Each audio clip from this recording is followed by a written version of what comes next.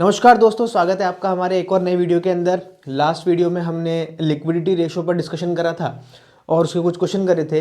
इस वीडियो में हम उसी कड़ी में आगे चलेंगे और एक क्वेश्चन और करेंगे, एक या दो क्वेश्चन जैसा भी होगा देख लेंगे हम और उसको कंटिन्यू करके और फिर नेक्स्ट वीडियो से अपन नया रेशो स्टार्ट कर देंगे। तो एक क्वेश्चन देख लेते हैं अपन जिसके अंदर कुछ इन्फॉर्मेशन दे रखी है। ज़रा देखो क्वेश्चन कैसा है। इस क्वेश्चन के अंदर हमारे को वर्किंग कैपिटल दे रखी है 6 लाख रुपए की, करंट रेशो दे रखा है 2.5:1 का और इन्वेंट्री दे रखी है 4 लाख रुपीज़ की। ध्यान दो, थोड़ा अलग क्वेश्चन है। इसमें वो तुम्हारे से करंट रेशो नहीं पूछ रहा है, उसने करंट रेशो तुम्हें खुद दे रखा है और तुम्हें करंट रेशो दे रखा है और इन्वेंट्री दे रखी है और वर्किंग कैपिटल दे रखी है। ना ही तो करंट असेट्स दे रखी है और ना ही करंट लायबिलिटी दे रखी है। अभी तुमसे निकलवाना क्या चाह रहा है? ये तुमसे निकलवाना चाह रहा है, बोल रहा है कि करंट लायबिलिटी निकाल के बताओ, करंट असेट्स निकाल के बताओ और क्विक रेशो निकाल के बताओ। थोड़ी सी मैथमेटिक्स है इसके अंदर, बहुत ज़्यादा खास नहीं है। एक बार अगर आप करोगे हो जाएगा। अगर आपने 10th तक x मान के जो अपन ने क्वेश्चंस करते हैं ना, जिसमें अपन अज्यूम x करके और उसको सॉल्व करते हैं, अगर वो आपका अच्छा है तो ये तो चुटकियों का काम है, और अगर अच्छा नहीं है तो भी अभी करवा देते हैं, कोई दिक्कत नहीं है। तो चलिए शुरू करते हैं। तो देखो यहाँ पर हम ऐसे करेंगे कि जो वर्किंग कैपिटल का रेशियो है वो कैसे बनता है। Working capital is equals to current assets minus current liability. अगर हम करंट असेट्स में से करंट लायबिलिटी माइनस कर देते हैं तो हमारा वर्किंग कैपिटल यहाँ पर निकल के आ जाता है। तो भैया अब दिक्कत ये है कि नहीं तो हमारे पास में करंट असेट्स है और नहीं हमारे पास में करंट लायबिलिटी है। तो भैया निकाले तो निकाले कैसे? तो भैया देखो कैसे निकलेगा। हमारे को एक चीज़ दे रखी है, क्या दे रखी है? Current ratio. करंट रेशो कैसे निकलता है भैया? करंट रेशो निकलता है current assets divide by current liability करके। अच्छा, अब हमें करंट रेशो दे रखा है 2.5:1 का। अब ध्यान देना, जब हमारा रेशो निकल के आता है करंट रेशो का, मान लो कुछ भी रेशो निकल के आया 2:1 निकल के आया, तो ये जो 2 है ये तो है हमारे करंट असेट्स और ये जो 1 है वो है हमारी करंट लायबिलिटी। इसका मतलब ये जो 2.5 है, ये 2.5 तो क्या है? करंट असेट्स, और ये जो 1 है ये 1 क्या है भैया? Current liability. यानी जो करंट असेट्स है वो करंट लायबिलिटी के 2.5 टाइम्स है, गुना है, इतनी गुना है। तो यानी अगर हम करंट लायबिलिटी को x मान ले तो क्या होगा? जरा देखो, अगर मैं यहां पर करंट लायबिलिटी को क्या मान लूं? x, तो करंट असेट्स करंट लायबिलिटी की 2.5 टाइम्स है, तो करंट असेट्स क्या हो जाएगी? करंट असेट्स हो जाएगी 2.5 इंटू एक्स। या फिर मैं इसको, जब इसको इंटू करेंगे तो हम इसको ऐसे भी लिख सकते हैं कि 2.5x, तो भी कोई दिक्कत नहीं है। बोलो ये चीज समझ में आ रही है? तो यहां पर ये हमने एक x मान के कंसेप्ट निकाला है। अब देखो इस चीज को कहां पुट करो? इस वर्किंग कैपिटल वाले फॉर्मूले में, क्योंकि तो हमें और को वर्किंग कैपिटल दे रखी है ना। तो देखो वर्किंग कैपिटल की जगह working capital 6 lakh is equals to current assets की जगह क्या लिखेंगे? 2.5x माइनस करंट लायबिलिटी की जगह क्या लिखेंगे? x, क्योंकि हमने करंट लायबिलिटी को x मान लिया और करंट असेट्स को 2.5x मान लिया। बस इसको सॉल्व करो, इधर आ जाएगा 6 लाख इज इक्वल्स टू, ये इधर से माइनस हो जाएगा। जब इसके आगे कुछ भी नहीं लिखा है तो हम क्या होता है? वो 1 होता है। बिल्कुल मैं आपको बेसिक से बता रहा हूं। 1 इसमें से माइनस हो जाएगा तो ये हो जाएगा 1.5x। तो x is equals to 6 lakh divide by 1.5 कितना होगा भैया? कैलकुलेशन करो यार, कुछ कैलकुलेशन खुद भी करते रहा करो बैठे बैठे हैं। तो डिवाइड बाय 1.5 ये हो रहा है तुम्हारा 4 लाख। तो यानी x कितना निकल के आ गया है यहां पर? 4 लाख रुपए। x 4 लाख निकल के आया है, इसका मतलब क्या निकल के आया है? हमने x किसको माना है मेरे दोस्तों? x माना है हमने करंट लायबिलिटी को। इसका मतलब हमारी क्या निकल के आ गई? करंट लायबिलिटी 4 लाख रुपए। अब जब करंट लायबिलिटी निकल के आ चुकी है x, तो फिर करंट असेट्स भी निकल के आ जाएगी, कोई दिक्कत नहीं है। क्योंकि करंट असेट्स क्या है? x को अगर हम 2.5 से इंटू कर देंगे तो हमारी करंट असेट्स भी निकल के आ जाएगी। तो देखो क्या करें? 4 लाख इंटू 2.5 इंटू 2.5, तो ये आपका निकल के आ गया 10 लाख। तो 10 लाख तो हो गई क्या? करंट असेट्स, और 4 लाख क्या हो गई? Current liability. अब तुम्हारे पास में करंट एसेट्स भी है और तुम्हारे पास में करंट लाइबिलिटी भी है। तो भैया इसने हमारे को बोला था कि करंट लाइबिलिटी बता दो, तो करंट लाइबिलिटी हमारी कितनी आ गई, 4 लाख, लो भैया। और इसने हमारे को बोला करंट एसेट्स बता दो, तो करंट एसेट्स हमारी 10 लाख आ गई, लो भैया, ये भी हो गया। अब क्या पूछ रहा है ये हमारे से, ये हमारे से पूछ रहा है कि क्या बता दो आप, क्विक रेशियो निकाल के बता दो। तो यार कोई दिक्कत नहीं है, क्विक रेशियो में भी क्या प्रॉब्लम है, क्विक रेशियो में क्या चाहिए हमारे को, क्विक रेशियो का फॉर्मूला क्या है, क्विक रेशियो का फॉर्मूला है quick assets divide by current liability. Current liability हमारे पास में है ही है। क्विक असेट्स कैसे निकालें, अरे क्विक असेट्स में जो करंट असेट है उसमें से 3 आइटम माइनस करने के होते हैं। एक तो होता है इन्वेंट्री, एक होता है प्रीपेड एक्सपेंस और एक होता है एडवांस टैक्स। तो यहां पर हमें इन तीनों में से एक आइटम दे रखा है, कहां गया भैया, ये रहा, 4 लाख की इन्वेंट्री। तो क्या करें, अगर हम करंट असेट्स में से इन्वेंट्री को माइनस कर देंगे तो हमारी क्या निकल के आ जाएगी भैया, क्विक असेट्स निकल के आ जाएगी। यानी जो क्विक रेशियो है वो कैसे निकलेगा, कहाँ गया भैया करंट असेट्स, ये रहा। करंट असेट से तुम्हारी 10 लाख रुपए की, इस 10 लाख में से अगर तुम इन्वेंट्री 4 लाख रुपए की माइनस कर दोगे तो 6 लाख तुम्हारी क्या निकल के आ जाएगी, करंट असेट्स, और 4 लाख की तो तुम्हारी करंट लायबिलिटी है ही सही। तो quick ratio is equals to 6 lakh divide by 4 lakh. अरे काटा कूटे कर सकते हो कि नहीं कर सकते हो, अरे करो यार, देखो काटा कूटे करोगे तो आ जाएगा ये क्विक रेशो 1.5:1। तो आपका क्विक रेशो क्या निकल के आ गया, 1.5:1। देखो ये क्वेश्चन मैंने आपको इसलिए करवाया है क्योंकि कई बार पेपर्स के अंदर डायरेक्ट क्वेश्चन नहीं आते। जैसे अपन ने जो लास्ट वीडियो में क्वेश्चन करे थे वो बिल्कुल बेसिक से और डायरेक्ट क्वेश्चन थे। थोड़े बहुत भैया ऐसे क्वेश्चन भी आ जाते हैं घुमा के, तो ये घुमा के वाले क्वेश्चन है।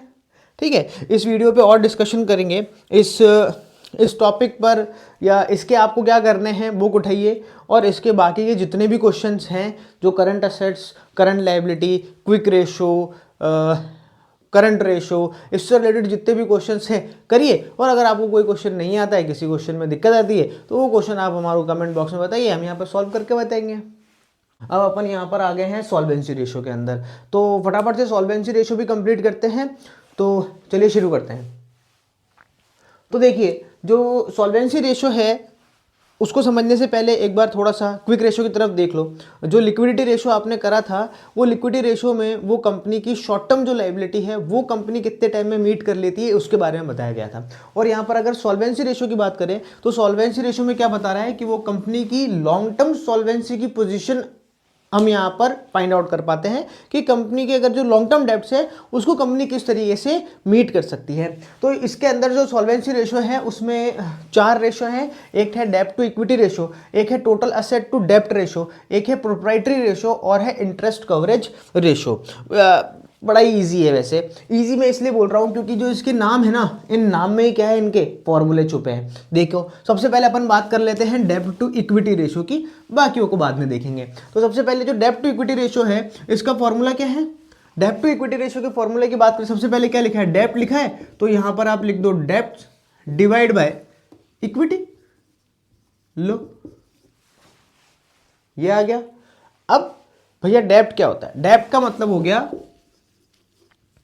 Long term debts plus long term provision. बस ये दो चीजें आपको क्या करनी है, कंसीडर करनी है किसके अंदर, डेब्ट के अंदर। और अगर मैं बात करूं इक्विटी की, तो इक्विटी का मतलब क्या हो गया, इक्विटी का मतलब हो गया शेयर होल्डर फंड। अब अगर मैं शेयर होल्डर फंड बोल रहा हूं तो इसका मतलब मैं दो चीजों को इंक्लूड कर रहा हूं, एक तो क्या आ गई कैपिटल और एक आ गए क्या आपके रिजर्व्स एंड सरप्लस। बस अगर आप इन दो चीजों को ऐड कर दोगे तो क्या निकल के आ जाएगी, आपकी इक्विटी निकल के आ जाएगी। तो इसको समझने के लिए सबसे बढ़िया तरीका है कि आप क्वेश्चन उठाओ और इसको अपन क्या करते हैं, सॉल्व करके देखते हैं। बड़ा फटाफट सा है। तो लॉन्ग टर्म अगर बात करें लॉन्ग टर्म डेब्ट्स की, अगर थोड़ा और डिटेल में बताने की अगर मैं कोशिश करूँ लॉन्ग टर्म डेब्ट्स के अंदर, तो लॉन्ग टर्म डेब्ट्स के अंदर क्या क्या आ रही है, जैसे आपने लोन ले रखा है, लोन आ गए, बॉन्ड्स आ गए, पब्लिक डिपॉजिट्स आ गई, डिबेंचर्स आ गए, वो सारे की सारी क्या आ जाएगी तुम्हारी लॉन्ग टर्म डेब्ट्स के अंदर। और लॉन्ग टर्म प्रोविजन भी कुछ गिनती के हैं, जैसे जैसे क्वेश्चन में आते जाएंगे बताते जाएंगे। और इसके बारे में कैपिटल में तुम्हारी इक्विटी शेयर कैपिटल और प्रेफरेंस शेयर कैपिटल दोनों ही आ जाएंगी, और रिजर्व एंड सरप्लस में जो भी दे रखा हो वो लिख देंगे। तो इसका क्वेश्चन देखते हैं हम। देखो दोस्तों, यहाँ पर एक क्वेश्चन आ गया है, ये क्वेश्चन है शेयर कैपिटल जिसमें दे रखी है हमारे को 1 लाख रुपए की, जनरल रिजर्व दे रखे हैं 70,000 रुपए के, सरप्लस दे रखा है 30,000 रुपए का, डिबेंचर्स दे रखे हैं 75,000 रुपए के, लॉन्ग टर्म प्रोविजंस दे रखे हैं 25,000 रुपए के, और आउटस्टैंडिंग एक्सपेंस दे रखे हैं 10,000 रुपए के। और तुम्हारे को ये सब करने के बाद वो क्या बोल रहा है, क्या निकाल के बता दो भैया, डेब्ट टू इक्विटी रेशियो निकाल के बता दो। तो देखो डेब्ट टू इक्विटी रेशियो का फॉर्मूला क्या है, long term debts divide by equity. तो हमें दो ही आइटम चाहिए, एक चाहिए डेब्ट्स और एक चाहिए इक्विटी। और लॉन्ग टर्म डेब्ट्स में कौन कौन सी चीजें होनी चाहिए, लॉन्ग टर्म मतलब डेब्ट्स में क्या क्या होना चाहिए, लॉन्ग टर्म डेब्ट्स होने चाहिए और लॉन्ग टर्म प्रोविजंस होने चाहिए। क्या हमारे क्वेश्चन में लॉन्ग टर्म डेब्ट दे रखे हैं क्या भैया, जरा ध्यान से देखो, ये रहे 75,000 रुपए के डिबेंचर्स दे रखे हैं, डिबेंचर्स लॉन्ग टर्म डेब्ट्स में कंसीडर होते हैं, और लॉन्ग टर्म प्रोविजन दे रखे हैं। और इसके बाद में आउटस्टैंडिंग एक्सपेंस लॉन्ग टर्म में नहीं आता, आउटस्टैंडिंग एक्सपेंस आता है शॉर्ट टर्म में। तो हमारे पास में लॉन्ग टर्म के हिसाब से दो ही आइटम दे रखे हैं, एक लॉन्ग टर्म डेब्ट्स है यहाँ पर और एक है लॉन्ग टर्म प्रोविजन। दोनों को अगर हम ऐड कर देंगे तो जो 1 लाख निकल के आ रहा है वो निकल के आ रही है क्या हमारी डेब्ट्स। तो फॉर्मूले में पुट करो भैया, ये आ गए तुम्हारे डेब्ट्स 1 लाख रुपए के। अब तुम्हें क्या चाहिए, अब तुम्हें चाहिए शेयर कैपिटल या इक्विटी या बोल दो शेयर होल्डर फंड। तो भैया इनमें क्या क्या चीजें चाहिए होती है, एक तो कैपिटल और एक रिजर्व एंड सरप्लस। कहाँ है भैया कैपिटल, ये रही कैपिटल 1 लाख रुपए की, ये ले लेंगे, और रिजर्व 70,000 रुपए के ये भी ले लेंगे, सरप्लस 30,000 रुपए का ये भी ले लेंगे। अरे भैया सभी आ गया ये तो 2 लाख रुपए का आ गया तुम्हारा क्या इक्विटी। लगाओ यहाँ पर, ये 2 लाख रुपए की आ गई क्या तुम्हारी इक्विटी। अब काटे कुटे कर सकते हो क्या भैया, कर दो यार। सब तो तुम्हारा है डेब्ट टू इक्विटी रेशियो निकालने के लिए 1 लाख डिवाइड बाय 2 लाख हो गया, ये हो गया 0.5:1, ये निकल के आ गया। अब तुम बोलोगे भैया इसका कोई आइडियल रेशियो होता है क्या, जैसे अपन ने लिक्विडिटी रेशियो में बताया था। हाँ, इसका एक आइडियल रेशियो होता है और वो आइडियल रेशियो है इसका भी 2:1। 2:1 क्या है इसका आइडियल रेशियो या फिर बोल दो प्योर रेशियो। तो ये इसका एक बेसिक क्वेश्चन था। अपन इसका एक दो और क्वेश्चन देख लेते हैं और इसके बाद में स्टार्ट कर देते हैं दूसरा। कौन सा था, डेब्ट टू इक्विटी के बाद में टोटल असेट टू डेब्ट रेशियो। अभी तो जो क्वेश्चन मैंने कराया है उस क्वेश्चन में इस तरीके से चीजें तुम्हारे को अलग से लिख के दे रखी है। कई बार जो क्वेश्चन आते हैं उन क्वेश्चन में हमारे को बैलेंस शीट देके रखता है। तो अगर बैलेंस शीट भी देके रख रखी है तो भी कोई परेशानी वाली बात नहीं है। तुम्हें क्या करना है, बैलेंस शीट की जो शुरुआत ही हमारी क्या होती है, शेयर होल्डर फंड से स्टार्ट होती है। तो हमें जब हम इक्विटी लेंगे तो इक्विटी में सबसे पहले क्या लेंगे, share holder fund. Share holder fund में क्या है, शेयर कैपिटल और रिजर्व एंड सरप्लस, बस दोनों को उठा लो तो शेयर होल्डर फंड आ जाता है। फिर तुम्हें ये काम मिलेगा, डेब्ट्स कहाँ मिलेंगे, डेब्ट्स तुम्हारे को मिलेंगे लाइबिलिटी के अंदर। अब लाइबिलिटी के अंदर तुम कहाँ जाओगे, लाइबिलिटी में जाओगे तुम लॉन्ग टर्म। तो लॉन्ग टर्म में जाओगे तब तुम्हारे को वहां पर डिबेंचर्स भी नजर आ जाएंगे और उसी के बाद में तुम्हारे को लॉन्ग टर्म प्रोविजंस भी नजर आ जाएंगे। तो अगर बैलेंस शीट भी दे दे तो भी कोई परेशानी की बात नहीं है। अगर तुम्हें बैलेंस शीट याद है तो भैया तुम्हें ढूंढने में कोई भी आसानी नहीं होगी। और अगर बैलेंस शीट याद नहीं है तो भैया याद कर लो, कब से कह रहा हूँ एग्जाम आ रहे हैं, पढ़ लो। वो बैलेंस शीट याद करना बहुत ज़रूरी है क्योंकि जो तुम्हारी थर्ड बुक है उस थर्ड बुक के अंदर बैलेंस शीट का बहुत बड़ा रोल है। क्यों, क्योंकि एक जो चैप्टर है जिस चैप्टर के अंदर तुम्हारी जो बैलेंस शीट के हेड्स और सब हेडिंग्स वाले क्वेश्चन हैं वो वाले आएंगे, आएगा ही आएगा बोर्ड के अंदर उस एग्जाम से क्वेश्चन जिसमें वो हेडिंग्स और सब हेडिंग पूछेगा तुम्हारे से। और ये देखो इसके अंदर तुम्हारे को बैलेंस शीट पता होना ज़रूरी है। और कैश फ्लो स्टेटमेंट भी क्या होगा तुम्हारे को, बैलेंस शीट का बहुत बड़ा रोल होगा। तो इसलिए बैलेंस शीट जो है उसे तुम जितना जल्दी हो सके उतना जल्दी याद कर लो ताकि ये चैप्टर करने में तुम्हारा क्या हो, आसानी हो। चलो दोस्तों, अब जो तुम्हारा नेक्स्ट आ रहा है वो नेक्स्ट आ रहा है टोटल असेट टू डेप्ट रेशो। तो जैसा कि इसके भी फॉर्मूले में जो, चलो दोस्तों जो तुम्हारा नेक्स्ट आ रहा है वो नेक्स्ट आ रहा है टोटल असेट टू डेप्ट रेशो। तो टोटल असेट टू डेप्ट रेशो का भी जो नाम है उसी में क्या छुपा है उसका फॉर्मूला। तो फॉर्मूला क्या हो जाएगा भैया टोटल असेट टू डेप्ट रेशो का, यहाँ पर लिख लेंगे अपन total assets divide by debts. और ये वही वाला डेप्ट है जो अभी अपन ने ठीक पहले करा, ये वही वाला डेप्ट है, यानी इसका मतलब ये डेप्ट है लॉन्ग टर्म डेप्ट्स की बात कर रहे हैं, वही सेम टू सेम डेप्ट, इसमें लॉन्ग टर्म डेप्ट्स और लॉन्ग टर्म प्रोविजंस दोनों ही इंक्लूड हो जाएंगे। अब बात करें भैया टोटल एसेट्स, टोटल एसेट में क्या आएगा, टोटल एसेट में आ जाएगा टोटल एसेट्स। अब इसमें नया क्या है, अरे नया भैया ये है कि इसमें तुम्हारी करंट एसेट्स भी आ जाएगी और इसमें तुम्हारी जो लॉन्ग टर्म है या फिर जो तुम बोलोगे नॉन करंट एसेट्स वो भी आ जाएगी। तो लॉन, अब देखो अपन ने इसके पहले जो लिक्विडिटी रेशो पढ़ा था, उस लिक्विडिटी रेशो के अंदर जो हमने करंट एसेट्स ली थी, उस करंट एसेट्स में कुछ चीजें हमने इंक्लूड नहीं करी थी, जैसे लूज टूल्स हो गए, स्पेयर पार्ट्स हो गए, तो ये हमने इंक्लूड नहीं करे थे उसके अंदर करंट एसेट्स, और जिसमें हमने लिक्विडिटी रेशो करा था उसके अंदर। पर यहाँ पर जो तुम करंट एसेट्स लोगे उस करंट एसेट्स में वो भी इंक्लूड होंगे, यानी यहाँ पर टोटल का मतलब हो गया टोटल भैया, असेट साइड के कॉलम की पूरी टोटल, कुछ भी नहीं छोड़ना है। तो चलो एक इसका डमी क्वेश्चन देख लेते हैं। क्वेश्चन में क्या बोल रहा है, शेयर होल्डर फंड दे रखा है 14 लाख रुपीस का, टोटल लाइबिलिटी दे रखी है 18 लाख रुपए की, और करंट लाइबिलिटी क्या दे रखी है तुम्हारे को 2 लाख रुपए की। अब देखो भैया तुम्हें क्या क्या चाहिए, तुम्हें चाहिए टोटल एसेट्स, क्या यहाँ पर कहीं पर टोटल एसेट दे रखी है क्या, ओहो दे ही नहीं रखी, तो तुम्हें टोटल एसेट्स तो दे ही नहीं रखी है। तो जब टोटल एसेट नहीं दे रखी तो टोटल एसेट्स के बारे में अपन बाद में बात करते हैं। सबसे पहले अपन बात कर लेते हैं भैया डेब्ट्स की, यानी लॉन्ग टर्म डेब्ट्स की। तो क्या इसमें लॉन्ग टर्म डेब्ट दे रखे हैं क्या, भैया सीधे सीधे तो नहीं दे रखे, हमें निकालने पड़ेंगे। देखो इसने शेयर होल्डर फंड दे रखा है 14 लाख रुपीज का, टोटल लाइबिलिटी दे रखी है यहाँ पर 18 लाख रुपीज की, और करंट लाइबिलिटी दे रखी है 2 लाख रुपए की। यहाँ पर जो टोटल लाइबिलिटी है उस टोटल लाइबिलिटी का मतलब ये नहीं है कि उसमें शेयर और लॉन्ग टर्म और शॉर्ट टर्म दोनों हैं। यहां पर जो टोटल लाइबिलिटी है उस टोटल लाइबिलिटी का मतलब है long term plus current liability, यानी इसमें दो चीज जुड़ी हुई है, एक तो लॉन्ग टर्म डेब्ट्स है और इसके अंदर जुड़ी हुई है करंट लाइबिलिटी। तो अगर हम इस टोटल में से करंट लाइबिलिटी को क्या कर दे, अलग कर दे, तो तुम्हारा क्या बच जाएगा, लॉन्ग टर्म, और हमें यहां पर क्या चाहिए, लॉन्ग टर्म डेब्ट चाहिए। तो भैया ये आ गया, लो तुम्हारा डेब्ट 16 लाख रुपए लॉन्ग टर्म। अब भैया असेट्स का तो अभी भी मामला फंसा हुआ है। तो भैया देखो ऐसा है कि जो तुम्हारी लाइबिलिटी साइड होती है, वो लाइबिलिटी साइड मैंने लास्ट वीडियो में भी बताया 3 चीजों से मिलकर बनती है। पहला तो आ जाएगा क्या तुम्हारा कैपिटल, और इस कैपिटल में मैं रिजर्व को भी शामिल मान रहा हूं, तो मैं इसको कैपिटल नाम ना देकर बोलता हूं शेयर होल्डर फंड। तो इसमें है शेयर होल्डर फंड, और इसमें आ जाता है तुम्हारा डेब्ट्स, डेब्ट्स मतलब क्या, लॉन्ग टर्म, और तुम्हारा करंट लाइबिलिटी। जब ये तीनों को जोड़ते तो हमारे क्या बन जाती है, ये जो लाइबिलिटी साइड है वो इन 3 चीजों से मिलकर बनती है।